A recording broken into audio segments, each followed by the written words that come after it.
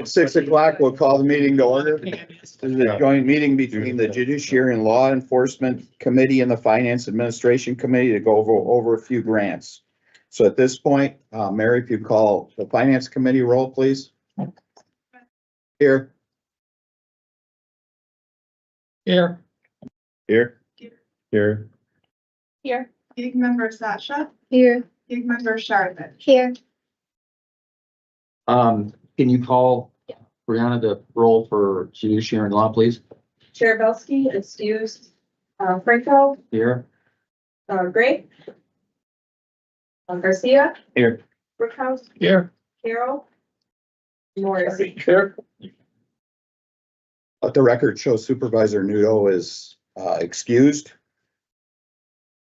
We're gonna do this a little differently tonight. Citizens' comments for item number 6 for the Finance Committee. We'll wait till that item to have citizens speak on that. Right now, we'll just do anybody else who has citizens' comments. So for that particular issue, if you have something you want to say, we will allow you to say it at that point in time when we're gonna debate it. Right now, any other citizens' comments? Any other citizens' comments? Any other citizens' comments? Seeing none, citizens' comments are closed. Item 3. Okay. Oh, you can. No, I can read it. I mean, That's a fine. resolution to accept grant funds offered through State of Wisconsin Department of Health Services. And who's presenting? Okay.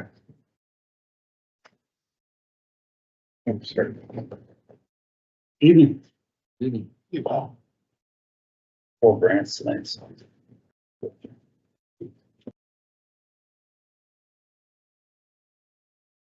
So the resolution for the acceptance of the grant funds from DHS. This is a $5,000 grant for medication disposal kits.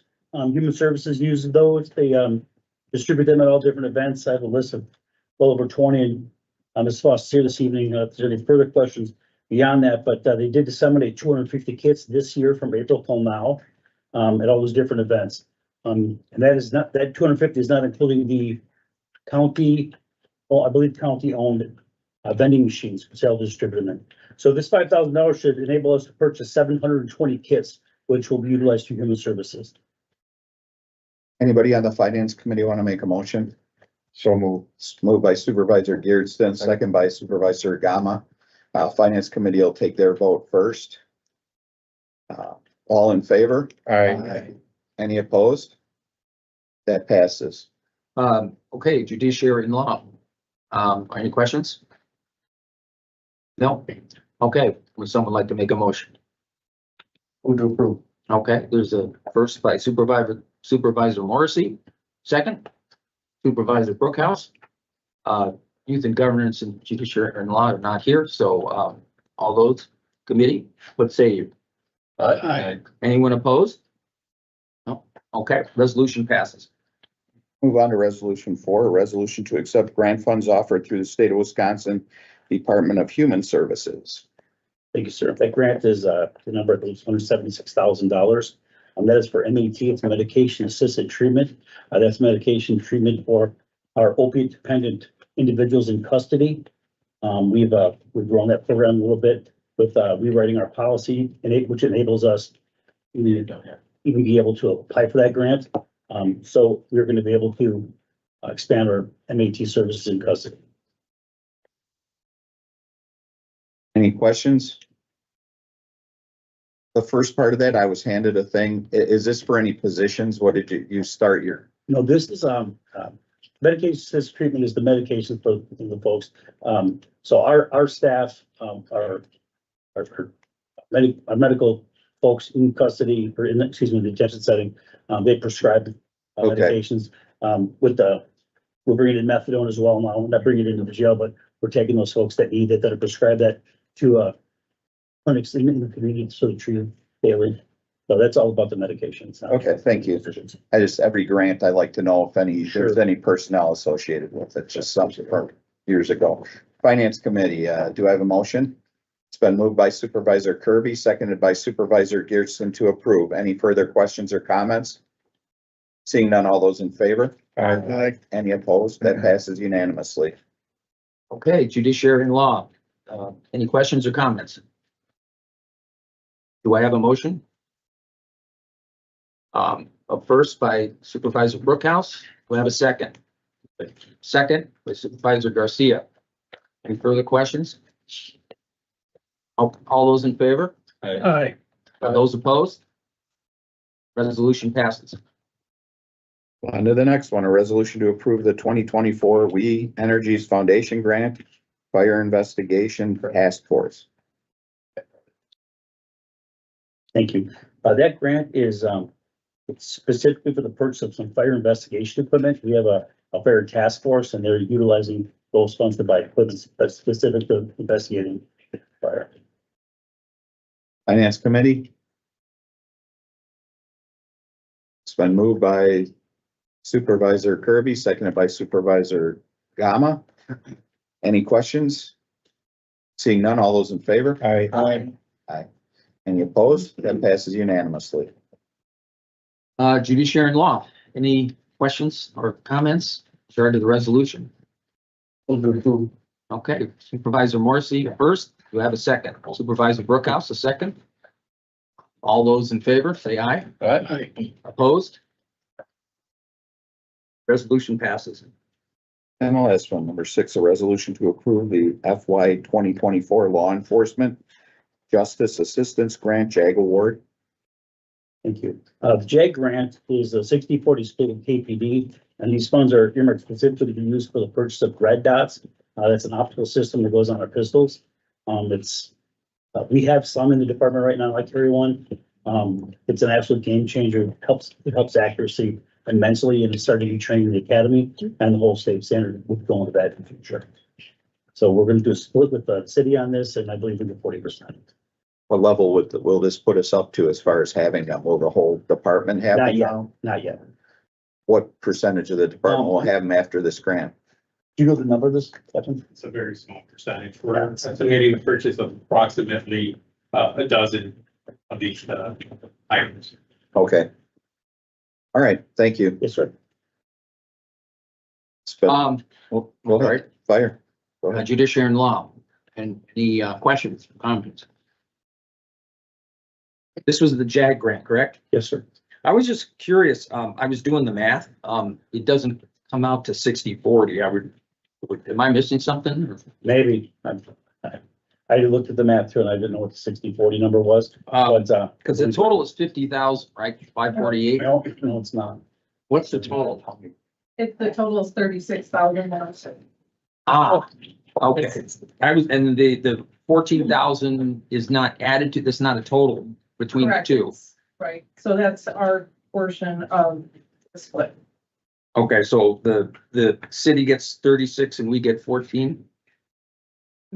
No, So. How are you doing this? the total grant is 36,106. You take 40% of that is the county's, 60% is the city's.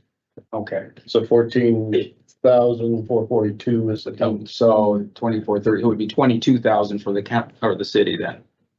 And 14 for the, okay, got it. All right, just looking for numbers. Okay. Can I have a motion from finance? So moved by Supervisor Gearston, second by Vice Chair. Any questions? All those in favor? Aye. Any opposed? That passes unanimously. Judiciary and Law, any questions or comments? Do I have a motion? Supervisor Brookhouse, the first. Do I have a second? Second. Second by Supervisor Garcia. Committee, what say you? Aye. Any opposed? Okay, resolution passes. Thank you. Thank you all. I have a motion to adjourn this joint meeting. Moved by Supervisor Gama, second by Supervisor Gearston. All those in favor? Aye. Any opposed? We are adjourned. Thank you.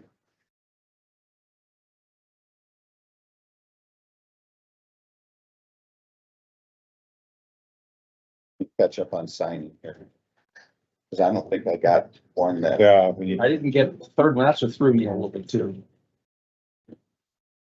Signed, should be 4 of them. There's. These are mine. These are waiting on those.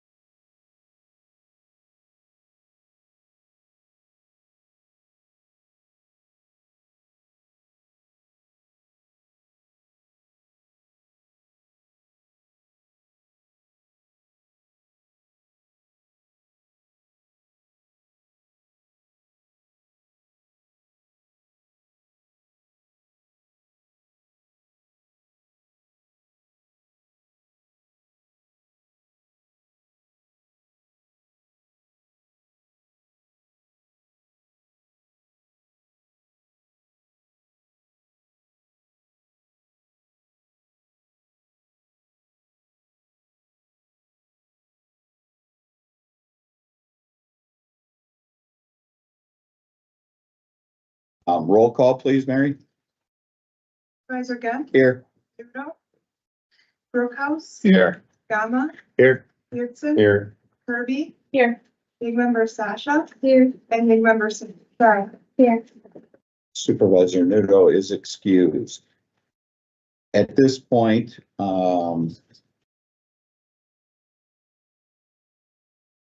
if there's no objection, I'm gonna move citizens' comments down to item 4 and move the other two up. So reports from me, I have none. Reports from the committee.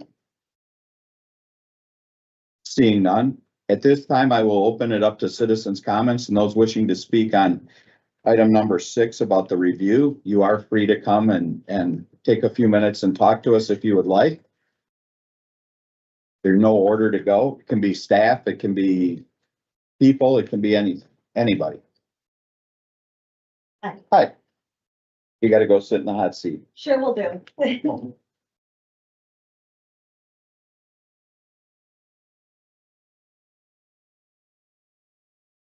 Hi. Name and address for the record, Yes, please. my name is Jacqueline Sum, address 5502 63rd Street, Kenosha, Wisconsin. Before I prepared, just a statement. I also previously sent some emails with attachments to the finance committee, and I want to verify, did everybody receive a copy before we get started? Great.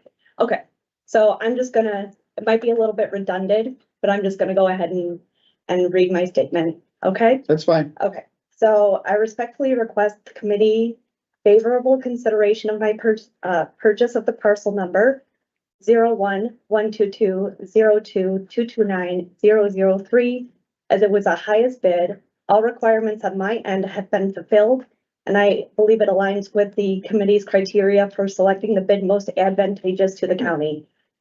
To summarize my compliance with the process, I submitted my written offer in a sealed envelope on time.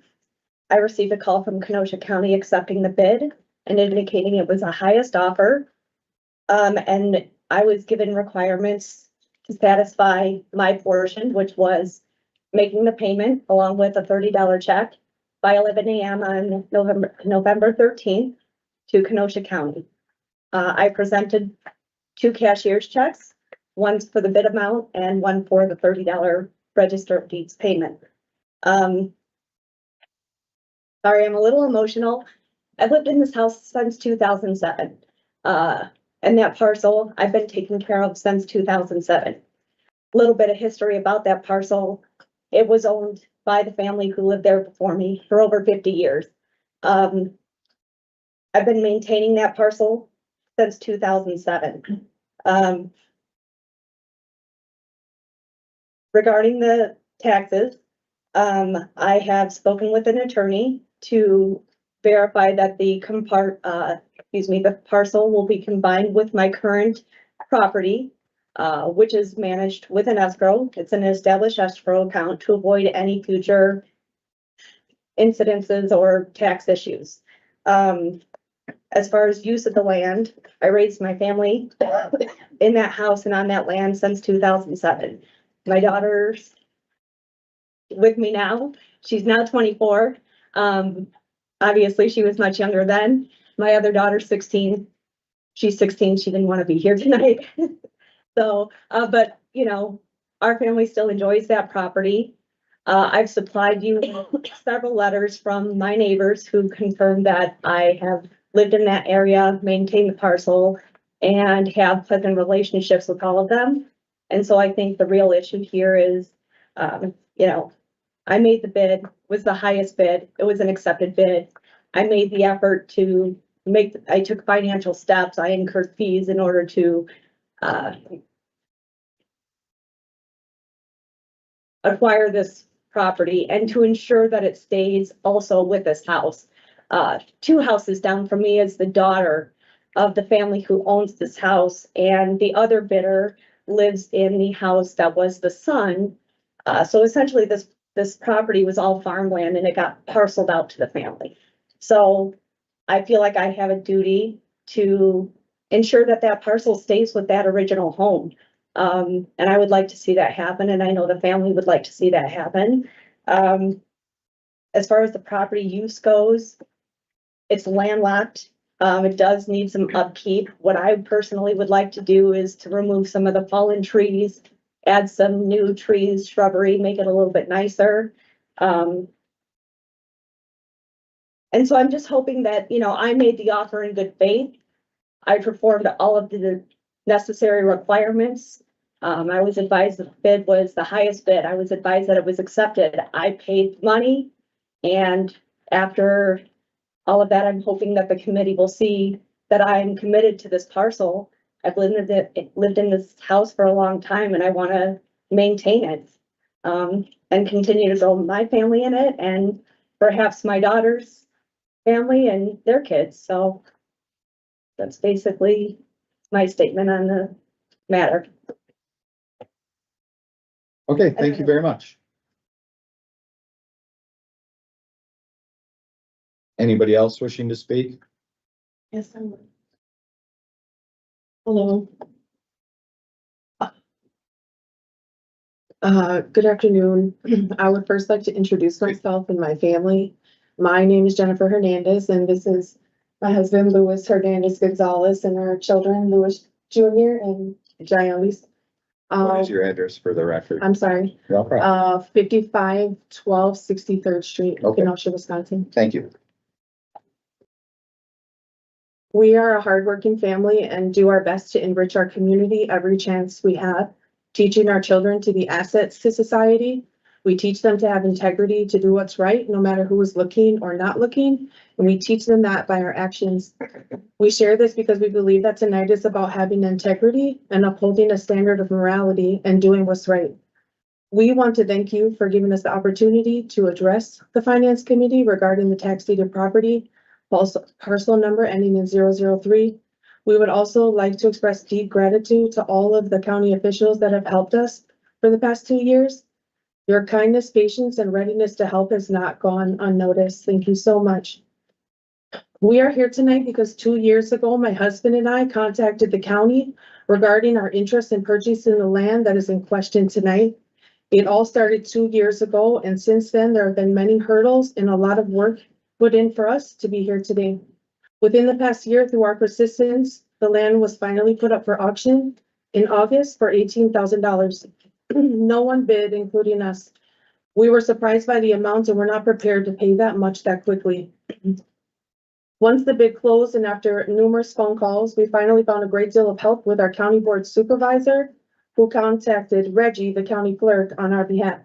Reggie was then able to get approval from the Finance Committee to reduce the price of the land to $5,586.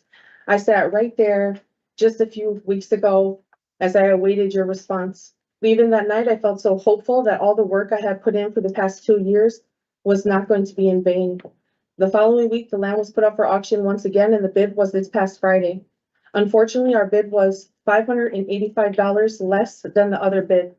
The tax deeded auction notice is clear that the county does not have to take the highest bid, but can take the bid that is most advantageous to them. So we are here now to plead our case. Why would it be more advantageous for the county to accept our lower bid?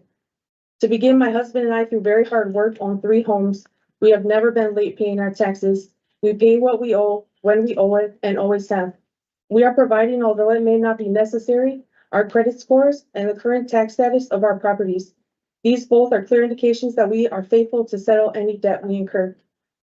With that being said, Kenosha County has lost an extremely large amount of money, not only for the past 7 years that parcel number ending in 003, excuse me, has not been on the tax roll because the county has owned it, but for all the previous years that the taxes were never paid due to the negligence of Jacqueline Sem.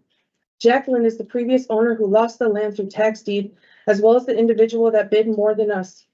Ms. Sem, originally per Kenosha County's records, owed $7,944 of back taxes that were not paid from 2012 to 2017 during her time of ownership of parcel number ending in 003.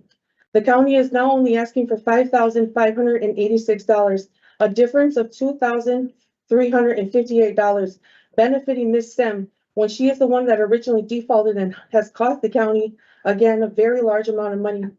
For the past 7 years, Jacqueline has not attempted to settle her debt with the county, nor has she shown interest in repurchasing parcel number ending in 003 until today. Miss Sem did not have to bid on this land. It was hers previously. She could have just went and paid her taxes, but she never did. I would like to make it very clear, if I have not already, that the only reason this land went up for auction and the price was reduced is because of our interest in purchasing and our persistence with the county. I'm almost finished. Take your time. Thank you. In addition, the land is in shambles and has never been cared for. There are dead trees, fallen trees, garbage. Occasionally, we have coyotes roaming in our backyard because they live back there due to all the garbage and brush that has never been cleaned up. We have in the past found animal bones from either the coyotes or their dinner. Fortunately for you all, I could not find any to take a picture and show you, but I did take pictures the best I could to show you the state of the land. We have plans for that land, plans to make it into something beneficial for our family and hopefully the community. We want to clean up the brush, dead and fallen trees, and the garbage, all while eliminating the coyotes. We would like to venture into agriculture, per city ordinances, of course, and enrich our community with our efforts. We want to make it into something beautiful. We know that some may find this to be unfair, to even be entertaining a lower bid because rules are rules and fair is fair. But this was not a typical auction, and to be quite frank, we do not find it fair or beneficial to the county that after 2 years of hard work and persistence, Jacqueline Sim, the one who originally defaulted and has made no attempt to pay her debt back to the county, the individual who has burdened the county for the past 13 years and has not been held accountable, will be the one to concede the land, paying less than she originally owed with absolutely no effort. It would be disheartening. We will pay our taxes to you, and we will make something great from that land. We hope that we have given you enough information to satisfy the finance committee's decision to take our bid as more advantageous to Kenosha County, as well as solidify why it will be a disservice to the county to sell parcel number ending in 003 back to Jacqueline Sem. We want to thank you and all the county officials again that have helped us get this far. It has been so encouraging to see how much everyone has been so eager to help. You all have showed us that you care about the people of Kenosha County, and as members of that county, we are proud to be under your leadership. Thank you.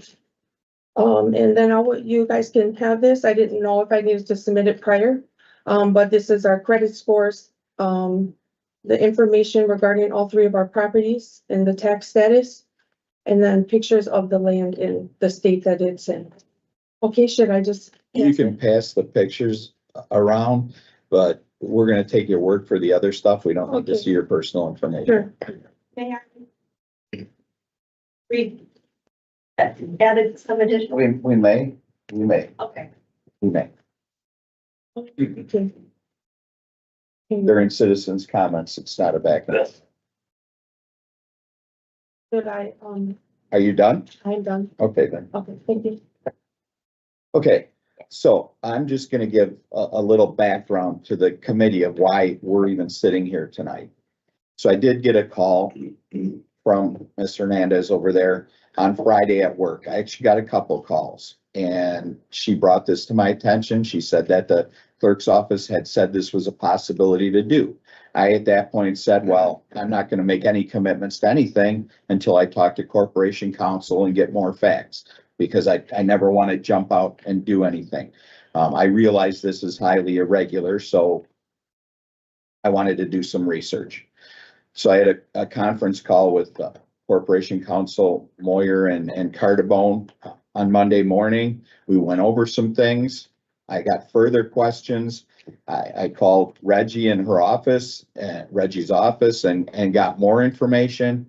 And I mean, when this property was taken in 2017 and 2018, we didn't even have the ability to offer it back to the previous property owner. So that coupled with the fact that there were some other extenuating circumstances here, I thought it would be something that at least we should listen to. Okay, I don't have a horse in the race. I don't know either party, and my decision is not pre-made or anything like that, nor did I lobby any of the committee. Most of you didn't even know what this was. Actually, all of you didn't know what this was and why it was going on there, and I kind of wanted it that way. So I didn't want any preconceived notions about who's right, who's wrong. But I felt in my heart that this warranted at least a discussion. You may not agree with, you may pick who we want to award it to. I have no hard feelings one way or another, but I wanted all the information out there. That's where I'm coming from in putting it on the agenda here. Obviously, there was a high bid. There are people that will say you're setting a precedent. I didn't find that as overwhelming because we've had cases like this in the past and it didn't set a precedent. So I don't know whether or not that is true or not. We don't have a crystal ball to know that. But those are that's a little bit of the background about why we're here. I will, in an irregularity, I will allow the committee while we're debating to ask any questions of either person that gave us citizens' comments. So, I want them to feel that their voices were heard. I want the committee to get all the information it wants before any decision is made. Do you have any questions of me? Okay, do you have any questions of any of the staff? Reggie? You certainly may. This is first for me, all the years I've been in the clerk's office, that we've done something like this, but I just think that just to understand the background, like the chairman said, that in the past, we had the authority, or we, the county, had the authority to make the decision not to sell property back to the previous owner or to anyone who was delinquent on taxes on any of their properties. Now that the laws changed, it changes that we are not in the same situation. Wait a minute. Mhm. May I interrupt? It's not an interruption. You can raise your hand and get the floor. You can ask a question. Go ahead. Okay. The situation is now different. Can you explain this, that the situation is now different? That we are able to sell property that's been tax deeded back to the person, the individual that it was tax deeded from, like where we got it to begin with. Previously to the law change that we went over, like when Corporation Council presented the change in the municipal code regarding tax deed property, now we are allowed to sell it back to previous owners. We are not mandated to sell it back to previous owners, only in the case of homestead. And this is a piece of vacant land, so we're not, we don't have to sell it back to the previous owner. So. Does that answer your question? Because that's a good question. All right, so I too am just going to read this. It's been a couple of weeks for me here. So this is based on parcel 02-122-02-229-003. This parcel was taken from Jacqueline Sem and Christopher Melitek on May 14th, 2018 for unpaid property taxes for the years 2011, 12, 13, and 15. And at the time of taking, they also owed the 2016 and 17 taxes. But those were not eligible yet for taking through the tax deed process. Prior to taking the property, the treasurer's office mailed at a minimum 4 delinquent tax statements every year to the owner and the property before they start the tax deed process. I'd like to just quickly say, taxes are the responsibility of the property owner, and whether a person receives a statement or a tax bill, they own the property, they know they're gonna owe taxes on it. I believe the statutes cover the treasurer and that, but our treasurer sends out delinquent tax statements.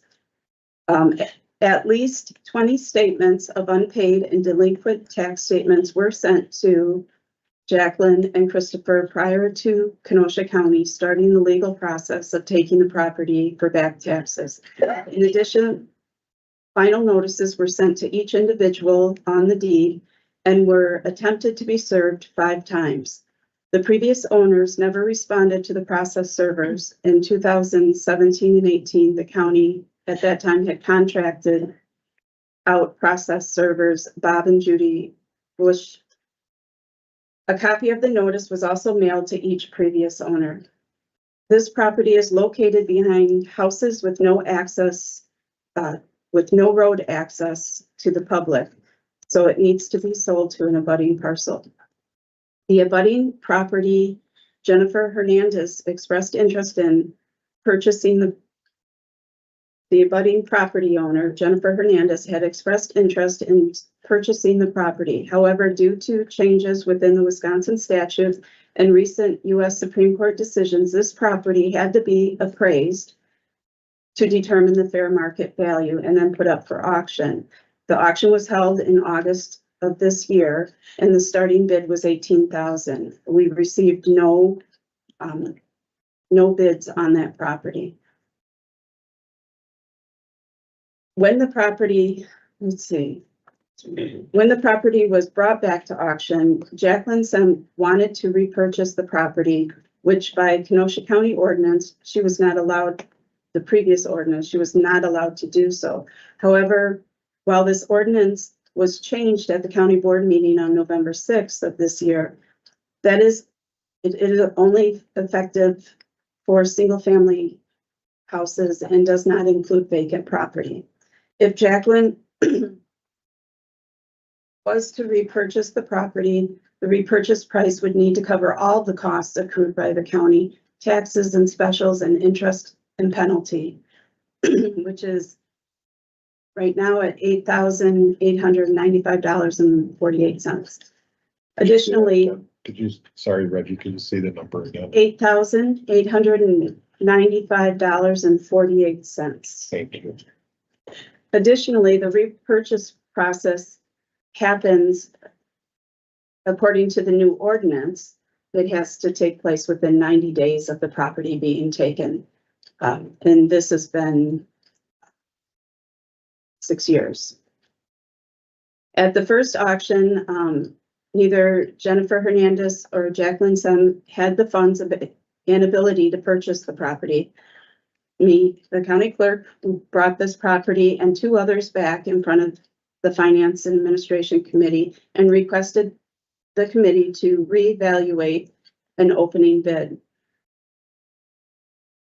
And the price of $5,586.21 was set, which included the taxes unpaid from 2015 to 2018, with interest and penalties, specials from 2015 to 2024 with interest and penalties, and also a tax fee, along with other fees accrued by my office and the treasurer's office. And I'd like to make a statement, clarify this. There were the taxes went back to 2011, but we were only allowed to go back, I think it's 10 years. So that's why the 2015 to 2018 was listed here. At the most recent auction, Jacqueline Sem and Jennifer Hernandez both submitted bids for the property. Jacqueline submitted a bid of $6,586.22. While Jennifer bid $6,001 and Luis Hernandez Gonzalez bid $5,601. The payment was to be due November 13th, no later than 11 a.m. However, this deadline has been delayed to November 20th, no later than 11 a.m. due to this property coming before the committee. Jacqueline Sem did turn in payment for the parcel and was informed that nothing will be processed until the Finance and Administration Committee meets and makes a decision. And within our This is the folder that we keep with all of the previous information, all the proof of service. And, so we have that going back to 2017. The other thing that I would like to make mention, there was a quick claim filed in 2021, which included this parcel, which was not owned by Jacqueline or Christopher Nalatek any longer, but this quitclaim was filed, including this parcel, and they did not own the parcel in order for it to be included on this quitclaim. It was originally accepted for filing by the Register of Deeds office, but later it was discovered by the Land Information Office that this second parcel listed on this quitclaim deed did not belong to the owners of that property. And from the notes I can tell, it looks usually what happens is then this gets, a letter goes back to the title company to let them know that something is incorrect on here. I don't see that that had been resolved, that a new quitclaim had been filed. But I may have missed it. So anyways, I think that's about all the history I have on this property. I will also say, I think you might remember, why didn't we put this property up for sale sooner? The other two properties next to it were also vacant land, and that previous owner kept going in and out of bankruptcy. And I was deputy clerk at the time, and I was told to hold on to these properties and do not sell them until we make sure that the other ones were, weren't going to go back into bankruptcy. And then all the stuff happened, like, 2020 and everything else like that. So. Does the committee have any questions for Reggie? Supervisor Kama, you have the floor. Thank you, Mr. Chairman. Reggie, could you explain just one more time the price change that was 8,899.48 to 5,586.21? So when I came before you guys to get the price lower, or, see if you would lower the price, I believe, sorry. Okay. In fact, this information.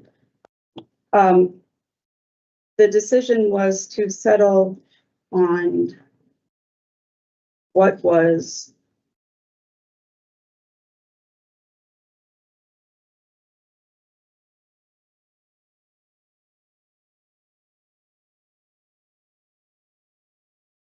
so the decision was to settle on what was the amount due to the county to make the county whole at the time. And did not include other fees, additional fees that were spent on this property, like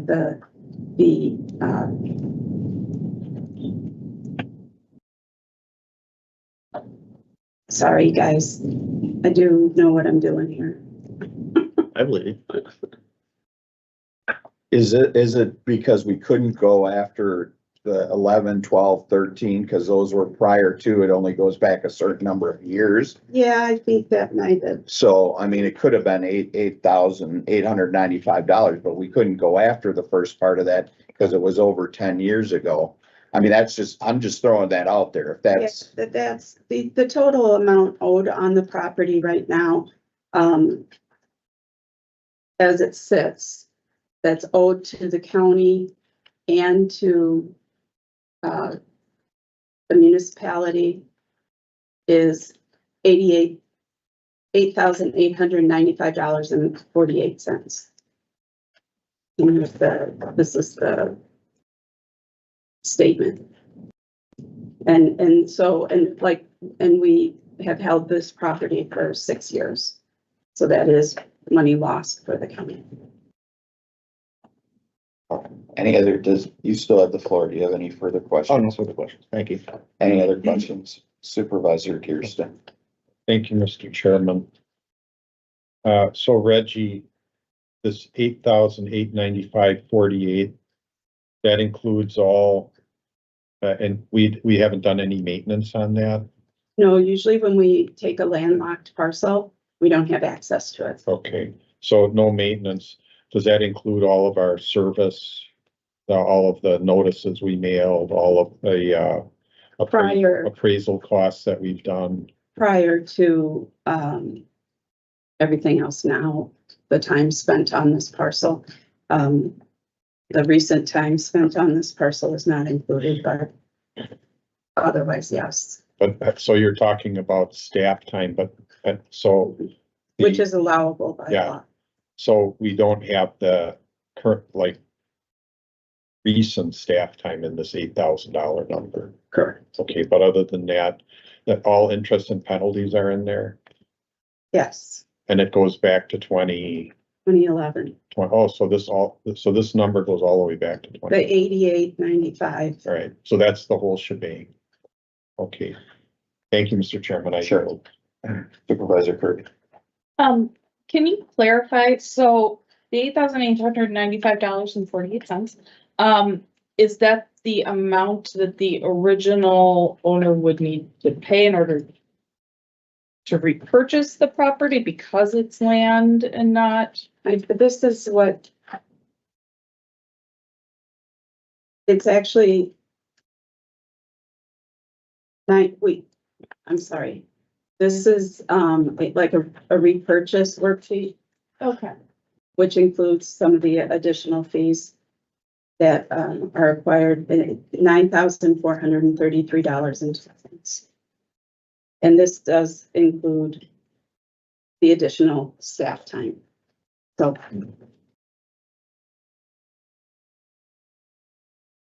And then just to clarify, do both parties have property that is adjacent to the land? Okay. So this is like a double lot. And, these two are neighbors. Okay.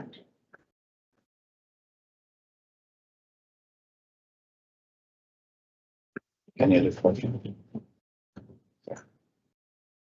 Anything else to add, Reggie? I don't think so. Okay. I actually do have. I sure, a question Gatsby. for Reggie. In this bid process, do you communicate to the parties that, that the accepted bid is subject to the finance committee's approval, or is that, yeah?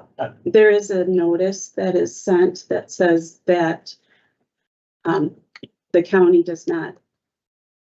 has the authority to accept a lower bid if the county believes it's more advantageous to the county. Okay, so that information is included. It's in the notice of all of our. That's standard. Yeah, okay. Thank you. Supervisor Kirsten? Thank you, Mr. Chairman.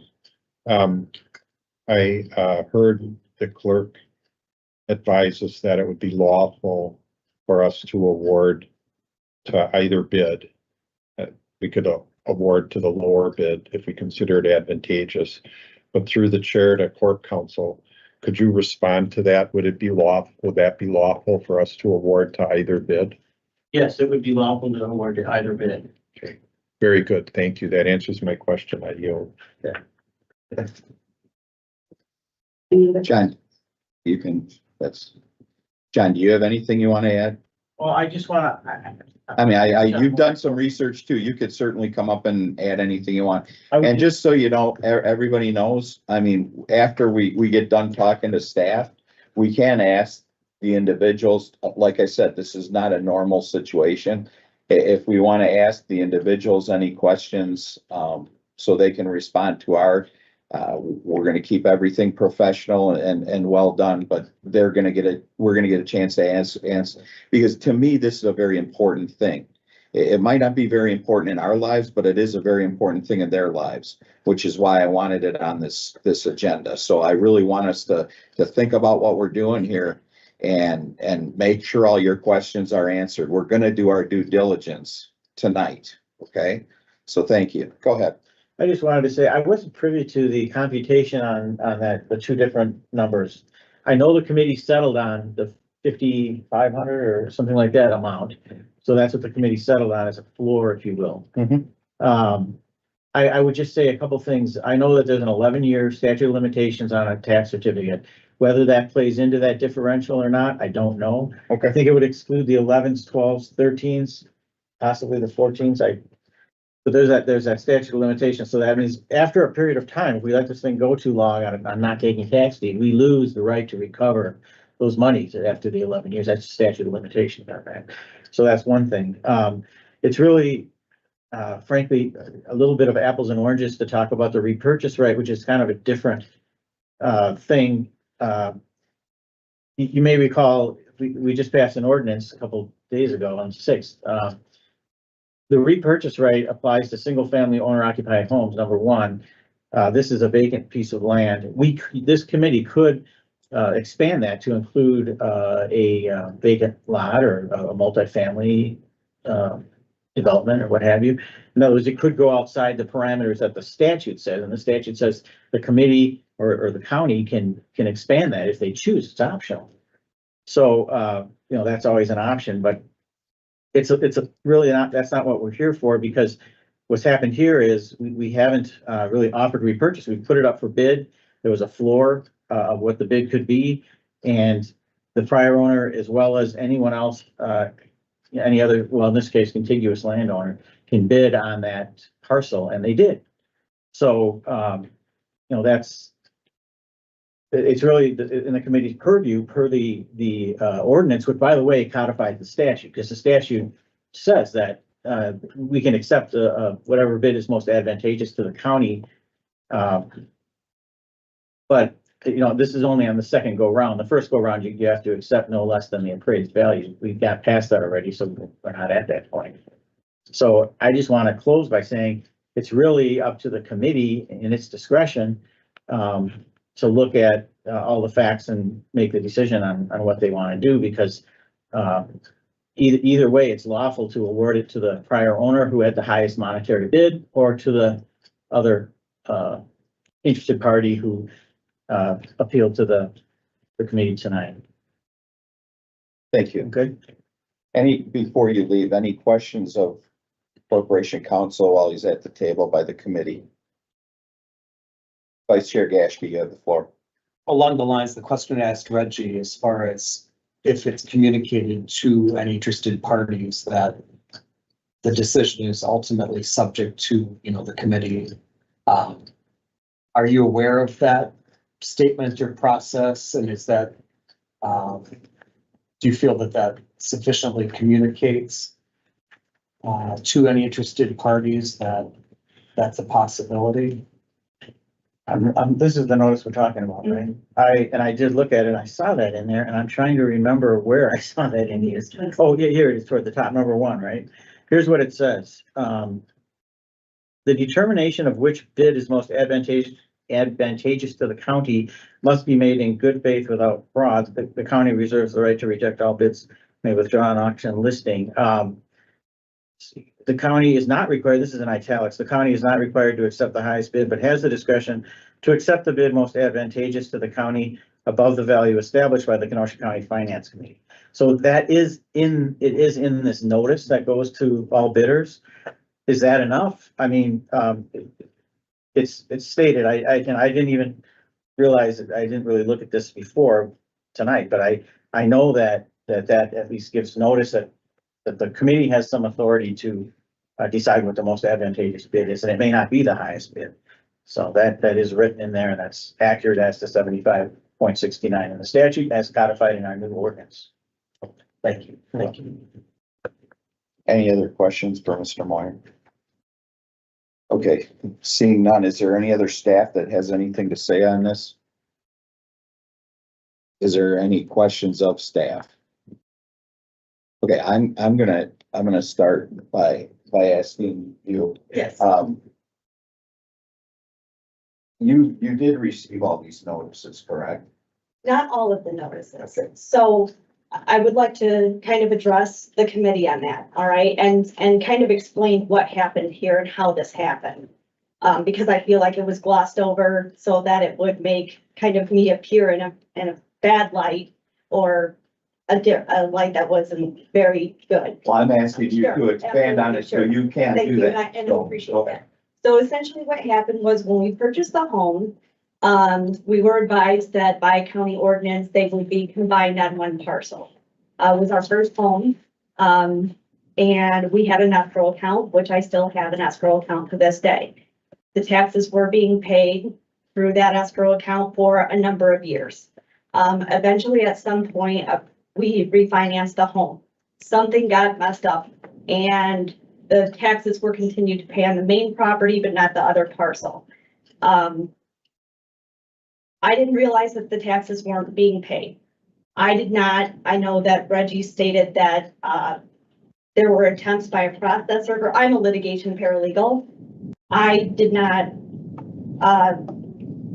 And from what I understand, they're saying that they came like on New Year's Eve or something like that, like during the holidays. And they put a business card in the door, not a notice, to notify us that these taxes weren't being paid. I never received a notice stating that the taxes were, or the parcel was going up for, was going to be tax deeded. I did receive some tax bills. I will say that I always receive tax bills for both of the parcels, and so it wasn't something that I paid a lot of mind to because we had an escrow account. My also understanding is that the county sent a notice to the former lien holder, not the new company, and they received it, returned it as undeliverable because they sent it to the wrong address. So they sent certified mail, but it was never signed for, and it was returned back to the county. And so that's kind of what happened to address some of the things that Jennifer said. I did make attempts. As soon as I found out, I came down to the county building. I talked to them. They said, too late, sorry, nothing we can do. Well, that's not originally what happened. Originally, I was said, okay, I understand what happened. Yes, we see it was paid. We understand. I'm sure the county attorney will understand. I'm sure we can rectify the situation. This went on for years. This is not the first time I've tried. This has been going on for years. And in fact, I had attorney Andrew Tenuta contact the county years ago. And at that time I was prepared to pay the full amount. The county refused, would not hear it.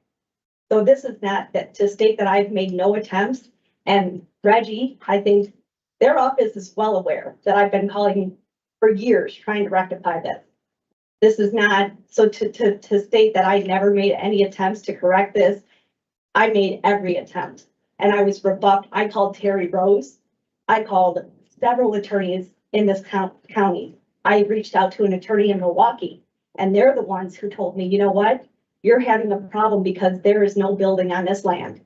So I made efforts and I was denied every step of the way. So this could have been rectified years ago, but the county refused to allow it for whatever reason. I can't speak for the county, but Andrew Tenuta also contacted the county on my behalf years ago to try and take care of this.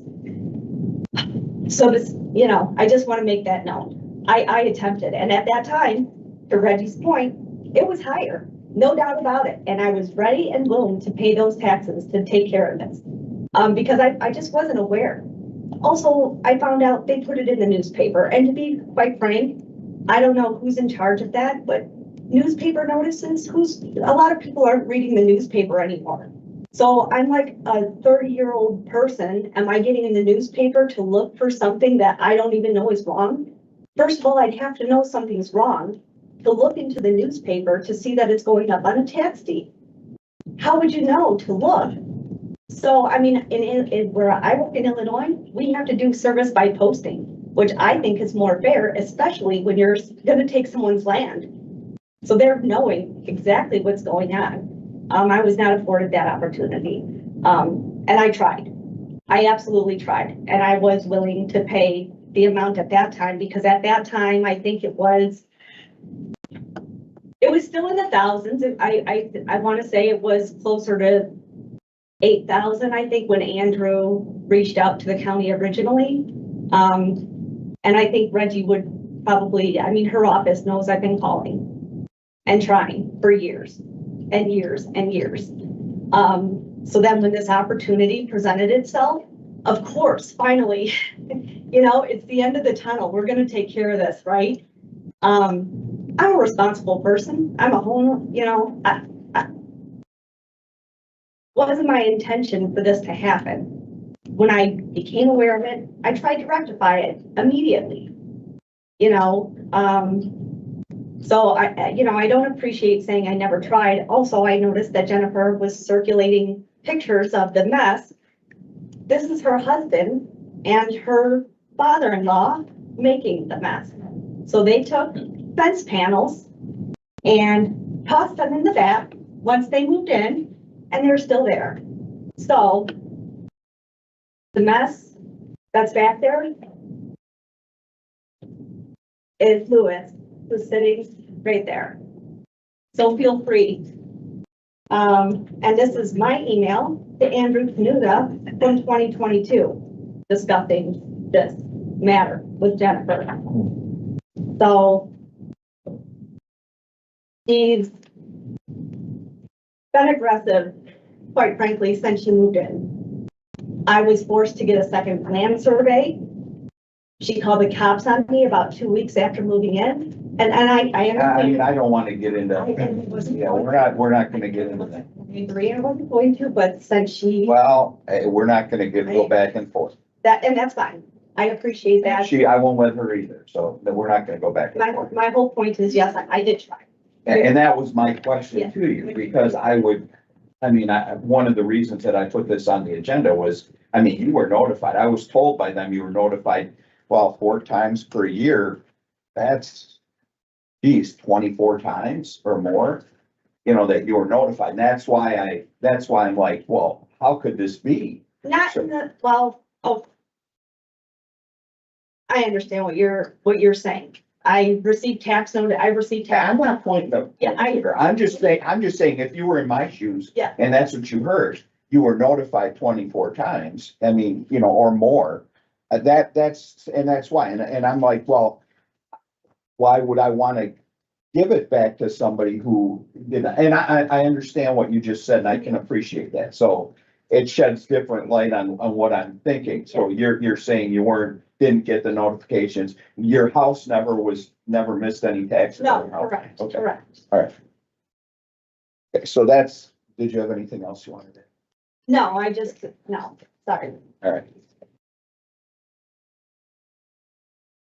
Does the committee have any questions for either of the Supervisor Brookhouse? Just this. What, Ms. M, what was your rationale behind your bid of 6,586 and 22 cents? I admit I was gonna bid more originally, but my rationale was I guess I was just hoping that if I bid, I had a feeling that they were gonna bid, and I had a feeling that they were under the impression that I couldn't afford it and that they were going to bid the lowest amount. And so I bid more because I had a feeling that they didn't think that I could afford to bid on the property, and they were not expecting me to bid on the property. So I wanted the property back. I want it back. And again, I would have paid more years ago, and I attempted to. Thank you. You're welcome. I'm done. Reggie, did you have any notification of these calls? Just recently, I think since we sent out, because we had to send out the notice of, like we sell it,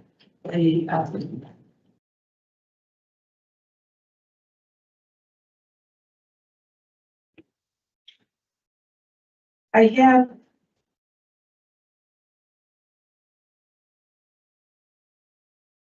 do know that Jacqueline has called the office this year. I don't recall, I can't say in previous years. I'm trying to look back and see what else was in here, like when Mary was clerk, and there's some emails that I was trying to see. We do have proof of, we have affidavits signed by the treasurer and by the process server for attempting service 5 times. Terry has stated that they mailed statements, and there's usually one stamped with final notice, and those statements would have started as soon as the 2011s got rolled over to the county. Those delinquent statements would have started going out. Also, so if the individual is working in Illinois, I mean, still it comes and there's a notice in the mail that says final notice, and I mean, there's no way to miss it. There's a business card in the door. I mean, if you don't get the mail, but I mean, it's there, right? So I think, I don't know what using the process server that was chosen to be used, they don't leave any paperwork, they just leave the business card that they're supposed to, so that the person knows they were there. Yeah, so I mean, I could miss a business card too. I get it. Yeah, Right. all right. And I personally, when I have to have service done, I use the sheriff's department because I just feel like people pay better attention to that. But the notices, the mail coming from the county, we don't have any returned mail. And in regards to letting the bank on the notice that Terry had sent to the bank is because that is what was on record. It's not up to us, to the county, to try to go through all sort of stages of trying to find where and what and how this is connected. It's the record recorded in the Register of Deeds. And that was what was available at the time. Okay. Did you have anything further to say? So just for credibility, because I showed you pictures of, like fences, that is what, was two stacks of fences. The one that I showed you was, adjacent to her land. I don't know what that is. On our side, there were fences when we moved in there because, contingent, of us purchasing, we required the previous owner to do the fence again. And so he took that and he put it behind us. We took that fence and stacked it up in our vehicle to repair one of our fences at our rentals. So I just want that for credibility, that's actually what's going on. And so now there's way less fence back there on our side than there was prior. But the picture that you showed is the fence. I don't know who it comes from, but it's on her side. I just want that to be clear, okay? Okay. So I think we've heard testimony I mean, both parties are very passionate in this. Both parties really have staked a claim for it. At this point, we're gonna have to deliberate and see who we feel would be the best suitor for that property, who's gonna do the best with that property. And it's really a hard decision, and it's, I guess putting it on the agenda makes it really hard on us. And I'm sorry for that, but I also think that this should be heard because I'm really torn by what to do here. I mean, we've got two parties who really care about this property. And I mean, hearing the fact that they're willing to tie it to their house, makes me feel better because about a number of years ago, we had a veteran come before us, and I think you were sitting here. I mean, we had the debate at that point of whether or not we should sell it back to the property owner, and we weren't supposed to at that point, but we did have the latitude to do that. And we were told we're going to set a precedent, and there was a big debate on whether we should sell it back to the person who went delinquent on the taxes. They had people come in and say, hey, we're going to support them with money. We're going to help them, rebuild the house and that type of thing. And the committee allowed that to happen. And in less than 2 years, I think it went pear-shaped and it didn't go well.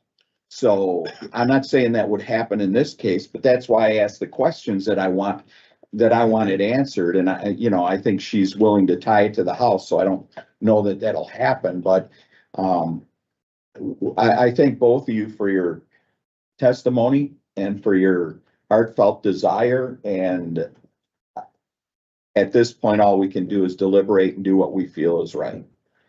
So, any further questions of anybody on the committee? Reggie, go ahead.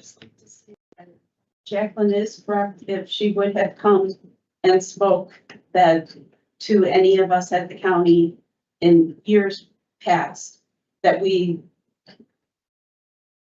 can't just go to the treasurer's office and make it whole once it's tax deeded. And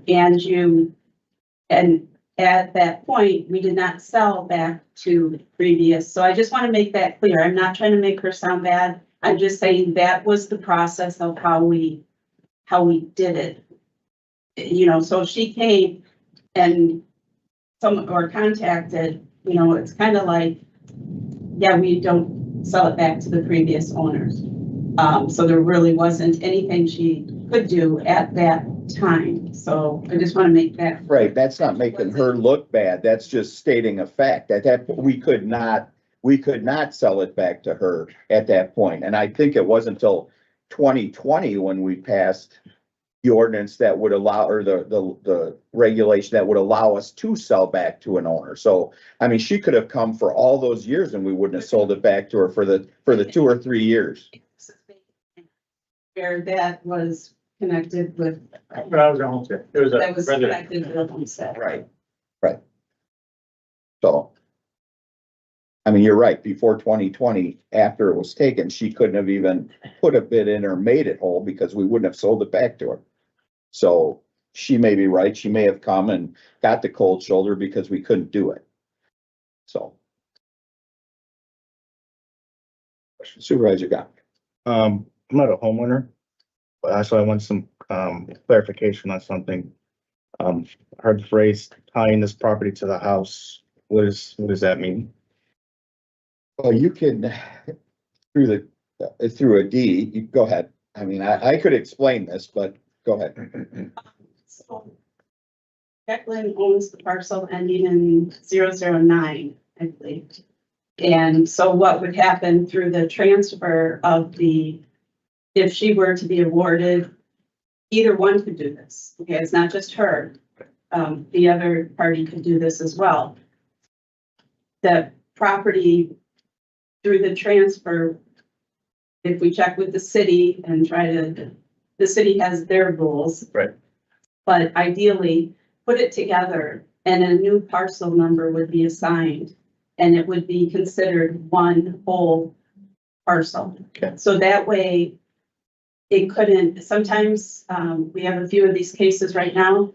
Sometimes when people are either hitting hard times or whatever, they'll let that separate parcel next to their, house go delinquent. Instead of losing their house, they quit paying and then we end up tax deeding that parcel. If they're combined, they're stuck together. Yes. So it makes it, right? It makes it like more likely that someone is going to pay the taxes. There's an important legal implication as well that I want you to understand, and that is in the event that they fail to pay their taxes on the combined parcel, which now is a residential homestead parcel. If they want to redeem or if they want to repurchase that, they now have to pay all liens, judgments, mortgages, everything, the whole enchilada, everything, current on the taxes to redeem it or to repurchase that. Okay. That's different from, when it's a vacant land. So there's a little more punch, if you will, legally to a repurchase under that scenario. They'd have to pay everything up to repurchase it if it's combined. That clarifies it. Okay, and I would think whoever would win this bid would tie it to their house, so that they didn't get in this position in the future. But that would be, and I've had that, being in real estate, I've had this happen a number of times. People combine parcels and that type of thing, so. All right, any further questions? I guess I'm looking for a motion if, we have to decide one way or another who to award this to. Because they're holding it up, so somebody has to make a motion to do something. I'll move to award to the lower bid. Second. It's been moved by Supervisor Gearston, second by Supervisor Kirby to award to the lower bid.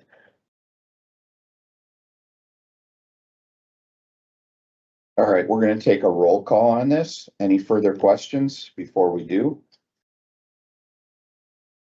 Yes, if you want to award this to the lower bidder. Supervisor Kirby, Yes. Supervisor Gearston, Supervisor Gama, No. Youth and Governance? No, yes. Vice Chair Gashke, No. Yes. oh God.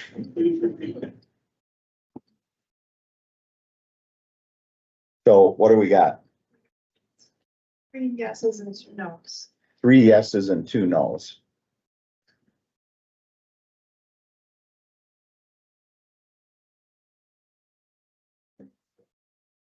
Sorry, I'm counting. Youth and governance doesn't count for the vote. They voted, but that's a non-count. Okay.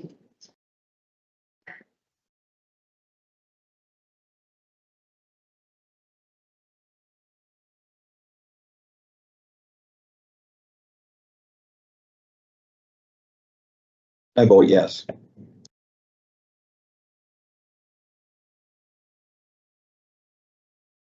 It'll be awarded to the lower bidder, and we'll move on with the agenda.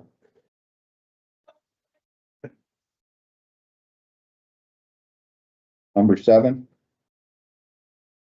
Oh, what? Approval isn't there. Did you get the voting? I did not. Could I have a motion to approve the minutes? So moved.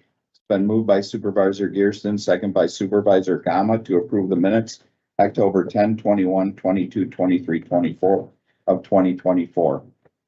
All those in favor? Aye. Any opposed? It passes.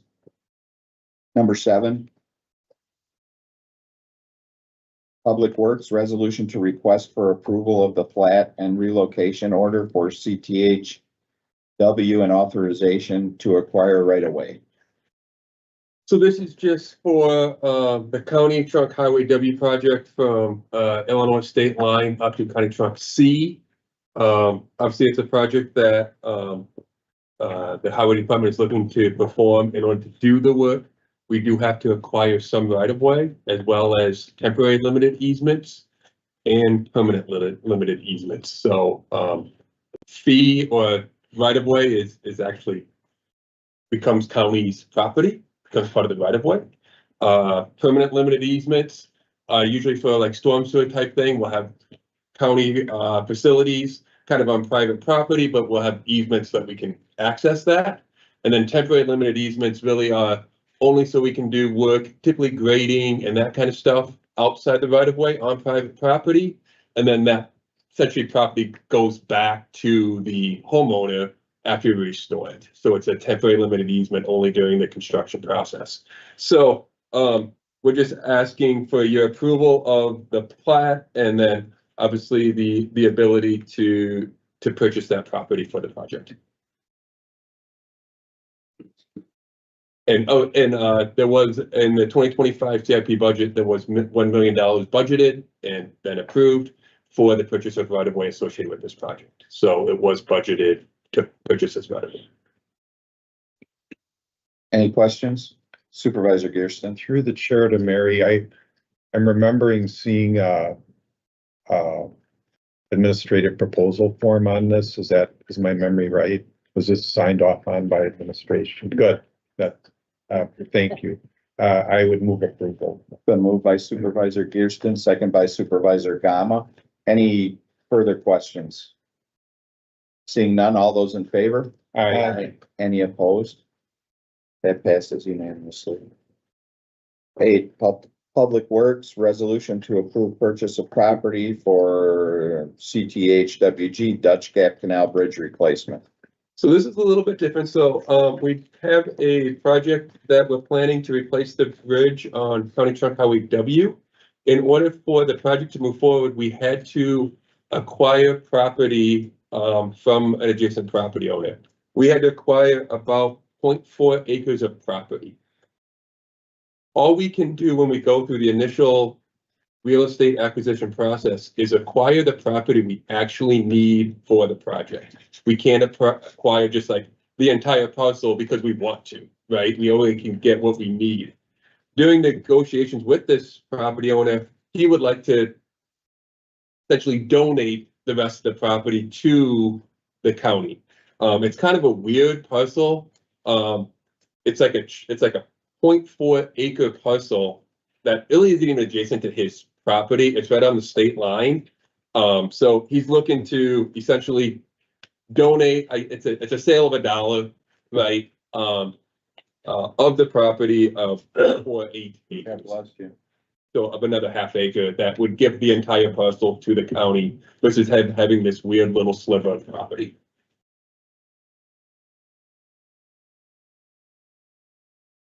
And the dollar was not budgeted, but I don't think we could figure it, but there's a budget for the project, so we could make it work.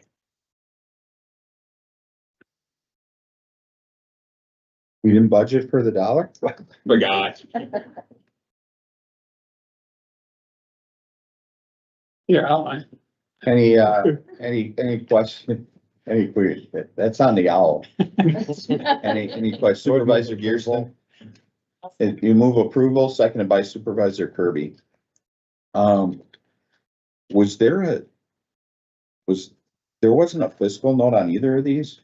There's, was marked on the resolution itself on the prior one that there's no fiscal impact because it's budgeted. So that was the prior one. This one, I guess this one I didn't do the. it just said there's no fiscal impact. No fiscal. That's it. Okay. Other than $1. All right, so number 8 is just $1. All right, I think we can do that. All right, any other further questions? Seeing none, all those in favor? Aye. Any opposed? That passes unanimously. Before Greg leaves, Mr. Chairman, can I ask a question? Okay. In planning, we talked about a grant source that was available for a project that we're looking at. And it also, we heard it might be available for some of this stuff you're working on. Do you know about that? So which project? The County Trunk County? Andy could fill you in on it. Okay. Maybe I'll just say, can you guys make sure you talk about that? Right, so the County Trunk Highway, the County Trunk, both of these have already got grant funding associated with them.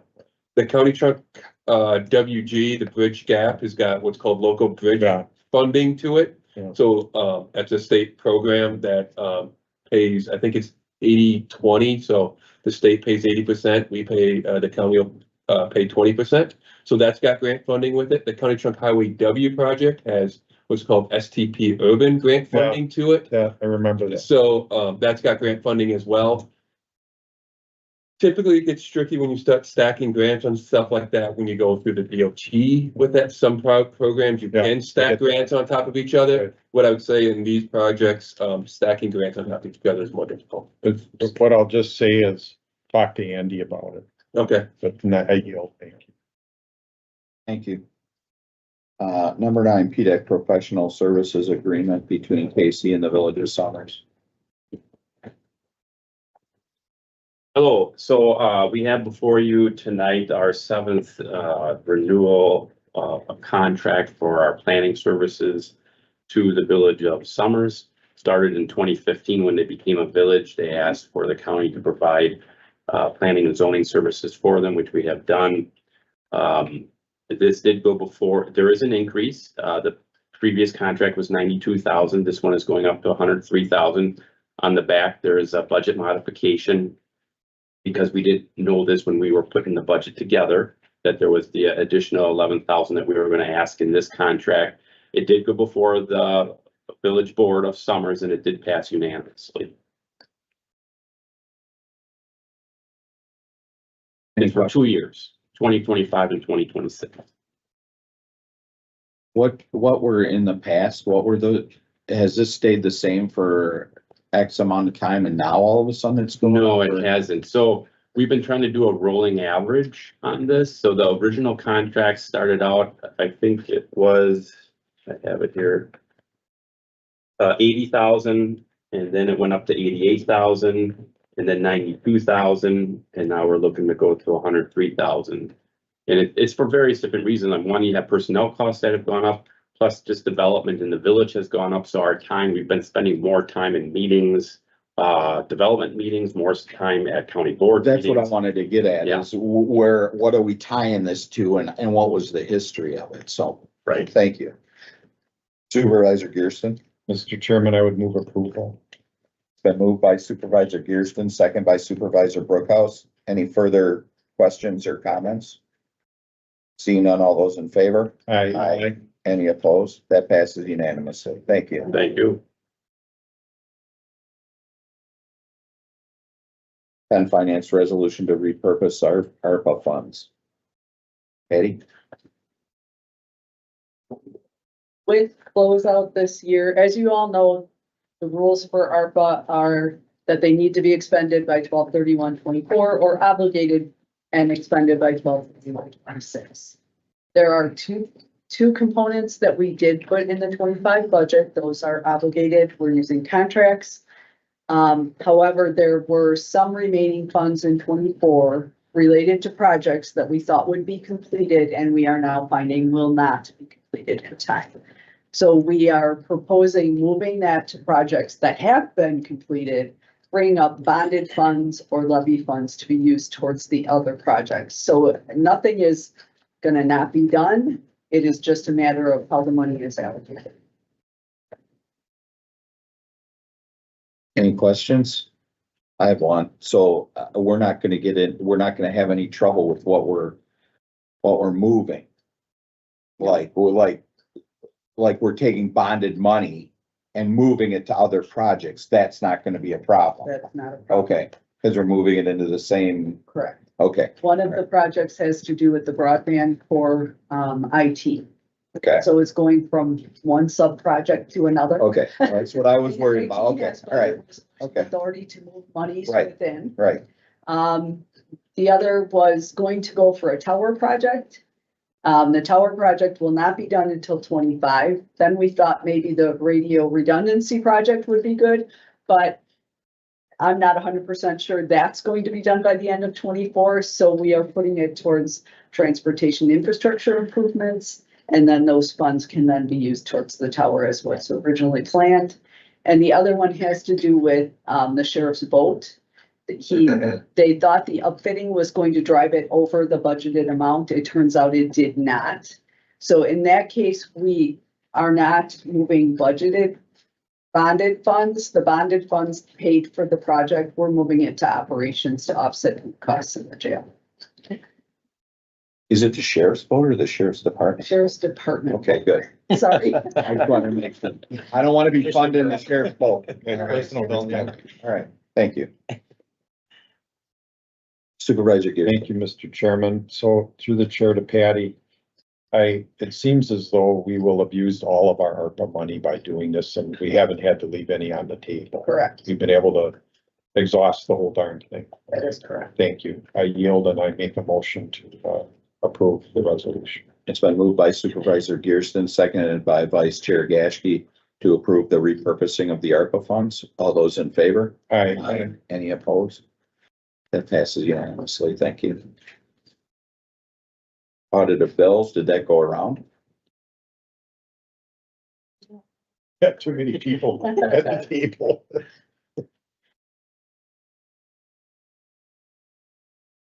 A general fund report.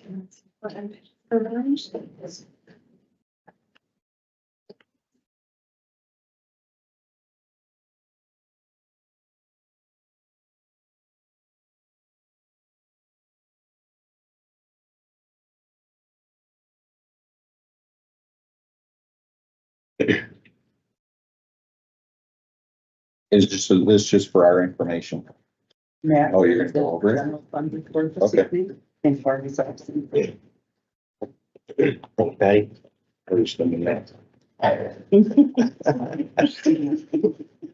I'm making a note now. You do. If you're gonna pretend to be Barney, you need the meal. Yeah, and I'll shave my beard too. The Just meal. come in with a mustache. So, yep, in Barna's absence, I'll be presenting the general fund report. He likes to direct you to the bottom boxes, and that's what I'll do as well. We usually have a good mix of positives and negatives, but for this month, we're not comfortable in increasing any surpluses, but instead we're showing some decreases to the general fund. Overall, from last month, we have a decrease of 475,000 deficit. And if you go up to the section of items causing an increase, you'll see a reduction of the county clerk, circuit court and register of deeds line item from 100,000 to 25,000. We're trending low with our register of deeds recordings, and fees. Also, this line item has the circuit court child support revenue. If you remember in our budget hearings, that was discussed that there was a state law change that prevents us from recognizing or receiving that revenue. So there's a big delay and a deficit there. Other than, that's the only adjustment to the items that would increase the fund. Down below to the items that are decreasing the general fund. The sheriff operating expenditure deficit is increasing by 200,000. The main drivers again are overtime, inmate medical costs, pharmaceuticals, and food and groceries. As a reminder, in our 25 budget, we did adjust those numbers a bit. I had the number of 1.4 million increase to those line items. So we are hoping to kind of address that in next year. The other decrease is the sheriff operating revenue deficit. We bumped that up from 425 to 575. Again, the main driver is a lower federal inmate revenue due to the census being lower. And then also there is a deficit in lower extended supervision revenue. This is revenue that we received from probation violation holds. So there's just a lower counts there as well. And then lastly, the treasurer revenue, we bumped that from a break even, or we bumped it down from break even to 50,000 deficit. This is in relation to the interest and penalties on taxes being lower than what we had budgeted. So let me get this straight. Barna just sends you in here when there's bad news. Yeah, I noticed that too. Yeah, that one, I mean, I don't usually see this. And now you're here? No, Okay. yeah, like I said, we have a good mix each month of ups and downs, and then we're not confident yet in some of these other numbers. We don't want to have drastic swings, but we do know that these line items that we adjusted are trending that way. Yeah, too bad the sheriff isn't still here, because I could ask him about these numbers, which I will do. Yeah. So we're making this right next year in the way we budgeted, because these are the numbers we're seeing. Yes, that's correct. We put good focus on that. Barnum and myself assisted the sheriffs in their budgeting this year, of course, because of the fiscal manager vacancy. So we made sure to really look at these ones. All right. Any questions on, are you done? I'm done, yeah. Any questions on the general fund report? Okay, seeing none, thank you. I guess. Anything else from administration? Do I have a motion to adjourn? Second. Been moved by Supervisor Gama, second by Supervisor Gearston to adjourn. All those in favor? Aye. Any opposed? Anybody want to stay? Seeing none, for adjourned.